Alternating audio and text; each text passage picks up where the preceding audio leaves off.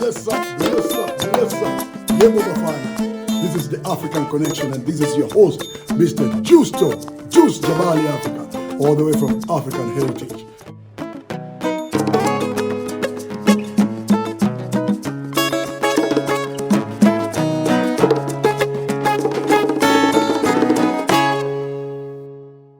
Today, I'm privileged, or we are privileged, to have a young man here who's an artist.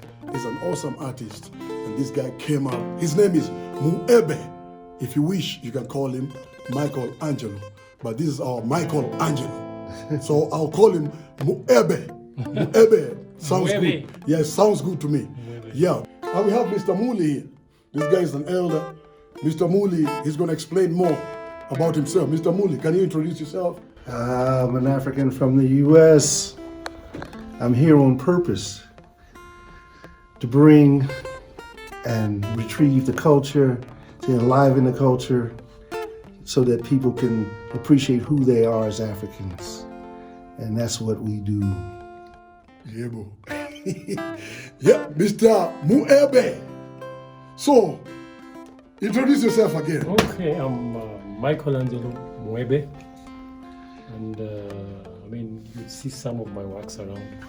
How I became an artist, I think it's in the blood. It's something that I grew up seeing from my dad.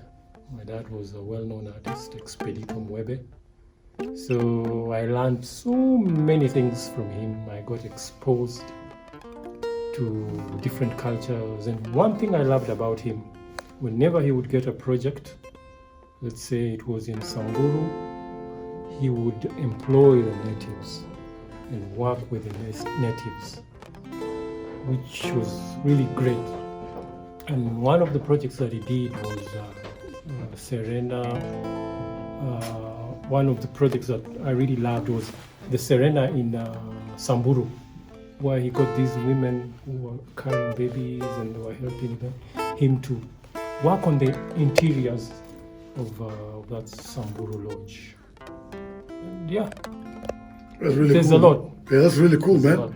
So I'm seeing you got, it's always good to hear it from the horse's mouth, because, sometimes misinformation can travel far. So I'm seeing an instrument that is, I've been seeing it here for a very long time. And I didn't know it was created by you.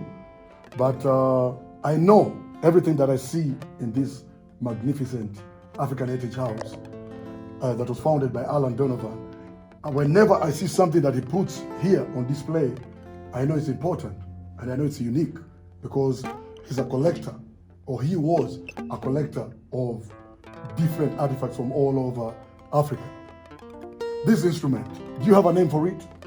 Because I see it's a harp, of course. What inspired you to build this thing? What happened, one time Alan comes in and tells me, oh, there's this instrument I want you to make.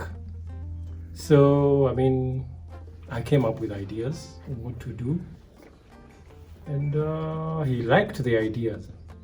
So I worked on the legs, all that, and he provided this in some of his collections. Oh, wow. And that's how we did it. But I did it at the pool. Spent there like almost a week working on it. Yeah. Wow. Yeah, this is amazing, man. This is the stuff that we want. Because I'm a guitar player and I'm also a percussionist. But I'm seeing there's the switches that you see on guitar. So what was the genius behind this? Because I see the tuners. You see that on the other traditional harps. Yes. This one is like letungu or what? It's a nyatiti. It's a nyatiti. Yeah, okay. I can see, you see like the tuners, you have to roll it like this. But I'm seeing this one is kind of semi-modern, I think the inspiration partly comes from what you used to see. This guy, what is his name? Ayubu. Some of the strings, when you watch some of the instruments he had, this is similar to that. Oh, wow. Yeah, I know. To be able to do something like this, you gotta be musical. Yeah, Are you musical? I am. Do you play an instrument? I do. What instrument do you play? I play a saxophone. It's like all wind instruments I play. I play drums. I think it's been a musical life that I've lived in. My dad has collections of music, Franco. I mean, all that old music I've listened to. Even like the first recordings of Franco, I've listened to that. Very deep music, and I had a passion of making instruments ever since I've been young. Made my own instruments, and yeah, that's all I can say. Nice. But I've been a great follower of Jabali. Yeah, Grew up listening to Jabali Africa and their music. It was at that time. It was, I would say, it was contemporary. It was something that you'd love to listen at that time because it was new and it was. How can I put it? I'm just lost of words. But it was good music. I get you, man. Good music. Thank you, man. Yeah. And you know, Jabali has been Grammy nominated. Yes, I've heard You know of that, I right? mean, that's one of the greatest achievements because I mean, hearing that some of the music that I grew up listening to is being nominated, it's amazing because I've never had guys like Franco being nominated. Yeah. But now I'm hearing Jabali. It's a dream come true. I mean, in my lifetime, I've seen this. I've seen Africa music being nominated, which I've never had in my lifetime. But this is great. Yeah, that shows there's appreciation for that type of music. Yes. Yeah, man. That's really nice, man. And I'm glad, this place, I hope to keep it alive. I would like to be part of the music here. And we're going to bring that vibration back here. This place is not supposed to be silent like this. It's supposed to have some activity, musical activities, because Jabali now has brought its base here. And we also, as Culture Hub, that's what we're dealing with. Films, documentary stories like this. And that's what we're going to bring in here. But I also would love you guys to inspire the young people, the young minds. Yes, there's a bunch of them. Because they would have a bit of you guys. Yes. I think in you guys there is originality. Thank you very much. And that's what we need. Thank you very much. It's an identity that is African. You don't know how happy It I is am. contemporary, but I mean, where can you get it? That's true. That's true. From you guys, and through you is where we can be able to learn more about music, about these instruments, how one puts up music and works with these instruments, which we never had to learn about. But through you guys, I think we need it. We need more information from you. Thank you very much. The real thing stands alone. The real thing stands alone. So, we have our senior here. And this guy is a collector too. This guy is very passionate. If you hear 2 words from him, from his mouth, you know Muli is a wise man. Muli, what can you say about the young folk? Because I'm really happy because I got misled about who built this thing, but that's behind us. We now know who built it. What would you say, about this thing? The one, in meeting this young man, I just grabbed him and hugged him. He remembers. Because as an elder, to see someone, he carries wisdom. And I can feel it. His father has endowed him. And this is not something you get in a master's program in arts. Sure. And not only his skill, but his quiet temperament and it's funny because we began to talk about this because someone else said they, actually had produced it.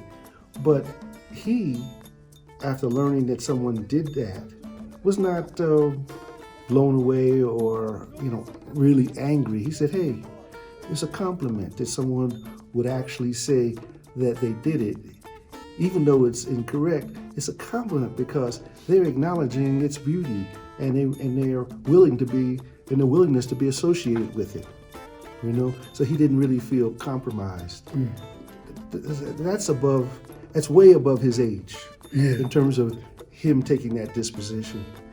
So I'm proud of this young brother, and his skills are it's off the chart. I've learned now that he's multi-disciplinary in terms of making instruments, making furniture, making standalone sculpture. I'm a sculpture nut, okay? Where, I have, praise the ancestors, put together a major international collection of African traditional sculpture.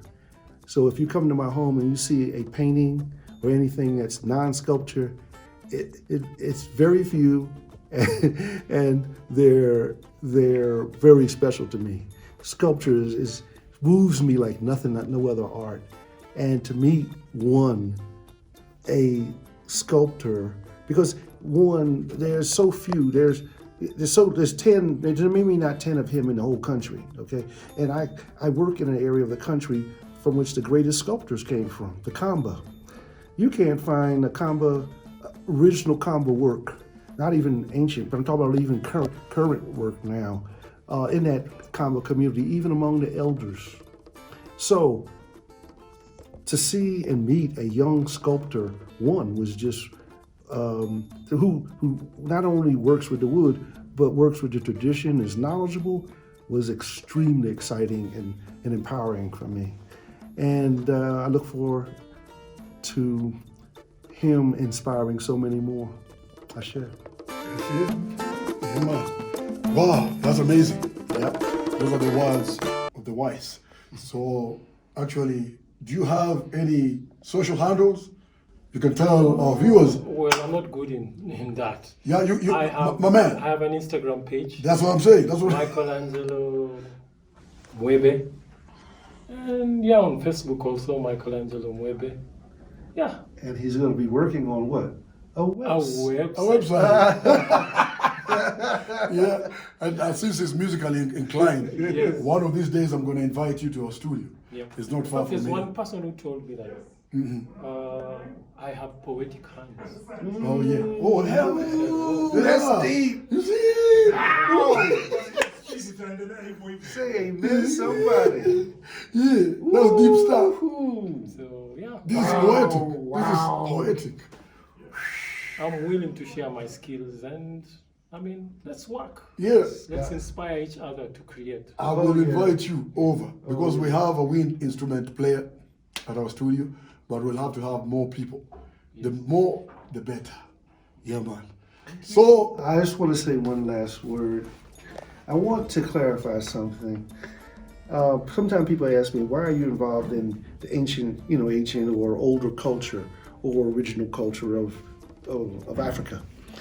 And I've done, through my organization, we are what's called African art preservers and presenters, not collectors, because we are connected to the material that we preserve. We're preserving it because it has value. I don't just mean economic value, I mean cultural value. We have to realize, like, the curtains that are in front of me now are from the Ashanti people. There are particular patterns. That pattern is a language.